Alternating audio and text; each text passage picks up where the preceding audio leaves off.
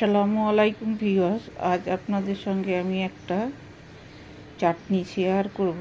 সেটা হচ্ছে খাটা করেঞ্জা। তো এই চাটনিটা আমরা একটু 250 গ্রাম নিয়ে নিয়েছি খাটা করেঞ্জা। এর খোসাটা ছাড়িয়ে নেব।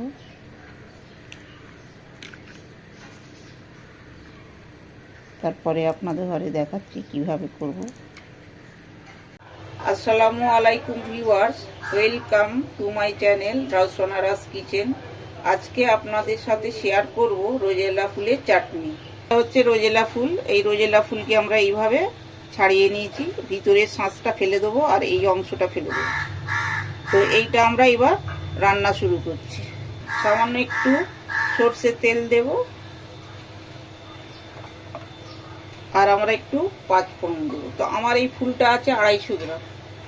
250 গ্রাম আছে, সব কিছু বাদ ছাড় দিয়ে এই এতটুকু বেরিয়েছে।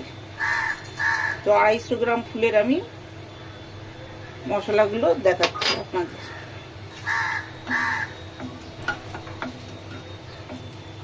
এটা একটু গরম হয়ে যাবে, গরম হয়ে ফাটতে যখন শুরু করবে, এটা যে ফুলগুলো আমাদের ছাড়ানো আছে এইগুলো দিয়ে দেবো। তো আমাদের 5 ফোড়নটা গরম হয়ে গেছে। এবার আমরা এই যে ফুলের পাপড়িগুলো এগুলো দিয়ে দেবো।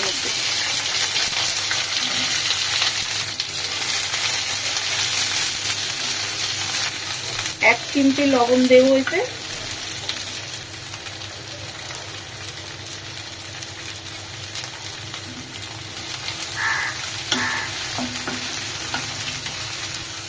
আর একটুখানি জল দেবো, একদম কম জল দেব। তো একদম কম মতো জল দেবেন, একটু কম করে। এর জলই বেরোবে, এটি সেদ্ধ হয়ে যাবে এটা। তারপরে আপনাদের দেখাচ্ছি একটু সেদ্ধ হয়ে যায়। এবার দেখবো আমাদের চাটনিটা কিরকম সেদ্ধ হয়েছে। তো আমার 2 মিনিট মতো লেগেছে। তো ফুলের পাপড়িগুলো সেদ্ধ হয়ে গেছে। লো ফ্লেমে রেখেছিলাম।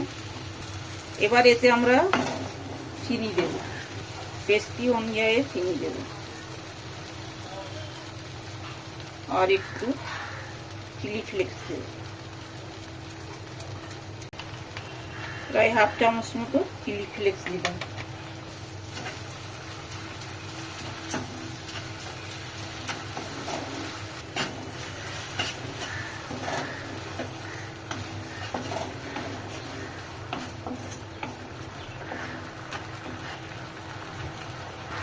একটু আমি ফ্লেমটা হাই করলাম, ভালো করে ফুটে যাবে বলে।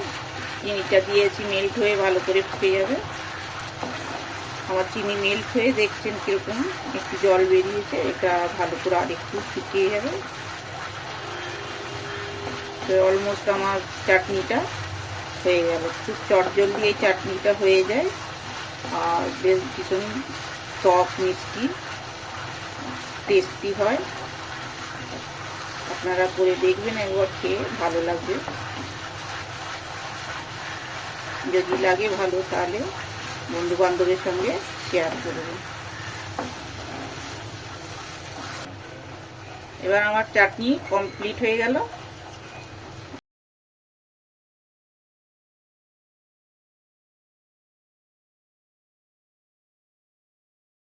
চাটনিটা তৈরি করে আপনাদের কাছে খুব সুন্দর টেস্টি হয়েছে। এটা আপনারাও করে দেখতে পারেন, জিনিসটা ট্রাই করতে পারেন যে কিরকম টেস্টি হয়েছে কি না হয়েছে, সেটা কমেন্ট করে জানাবেন আর ট্রাই করবেন।